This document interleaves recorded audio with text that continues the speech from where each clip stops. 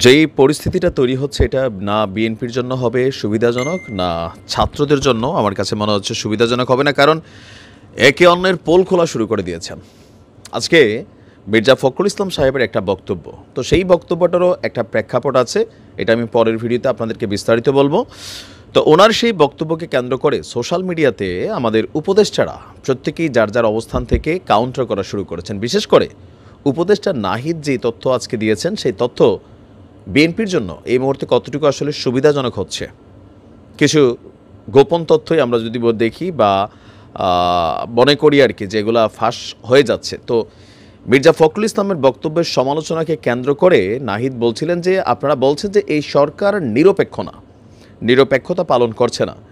তো ৫ই আগস্টের পর বিএনপির অবস্থানটা কি নিরপেক্ষ ছিল? না, বিএনপির অবস্থান নিরপেক্ষ ছিল না। কারণ সরকার গঠনের আগেই বিএনপি তাদের প্রভাব প্রতিপত্তি রাষ্ট্রের বিভিন্ন কাঠামোতে ব্যবহার করেছিল।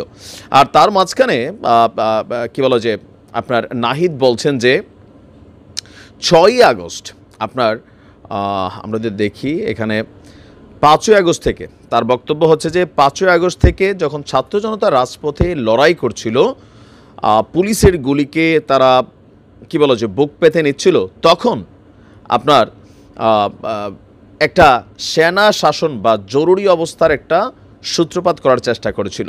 তো তখন ছাত্ররা বলছিল যে তারা কোনো সেনা সমর্থিত সরকারকে মেনে নিবে না। শেষ পর্যন্ত নানান আলোচনা এবং বার্গেনিংয়ের মাধ্যমে ডক্টর ইউনূসকে তারা অন্তর্বর্তী সরকারের প্রধান করার সিদ্ধান্ত নেয়। এটা আসলে রাজনৈতিক কোনো সিদ্ধান্ত ছিল না, ছাত্রদের চাহিদা ছিল।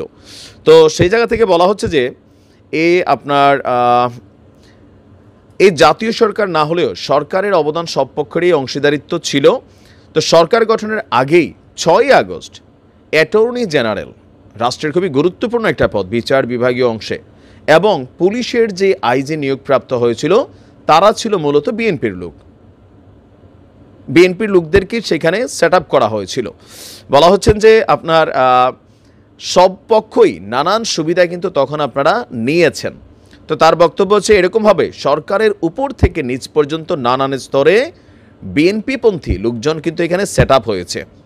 তো নির্বাচনের নিরপেক্ষতার কথা বললে এই বাস্তবতায়ও মাথা রাখতে হবে যে নির্বাচন কি আসলে নিরপেক্ষ হবে। কারণ নির্বাচনটাকে তো পরিচালনা করে সরকার, একজন প্রিজাইডিং অফিসার, একজন যারা বিভিন্ন পর্যায়ে দায়িত্ব পালন করেন তারা তো সরকারের বিভিন্ন পদে থাকা, বিশেষ করে জেলা প্রশাসক, উপজেলা নির্বাহী অফিসার, তারপর হচ্ছে আরও বিভিন্ন জায়গায় সরকারি সরকারি কর্মকর্তারা কিন্তু নির্বাচনের সময় গুরুত্বপূর্ণ দায়িত্বগুলো পালন করেন। তো যেহেতু বিএনপি বলছে যে নিরপেক্ষ একটা সরকারের অধীনে নির্বাচন হতে হবে, তাহলে এই যে সরকারটার সেট আপটা অটোমেটিক হয়েছে, সেখানে কি নিরপেক্ষতা আছে? নাই, এখানে বিএনপিপন্থীরা বসে গেছে।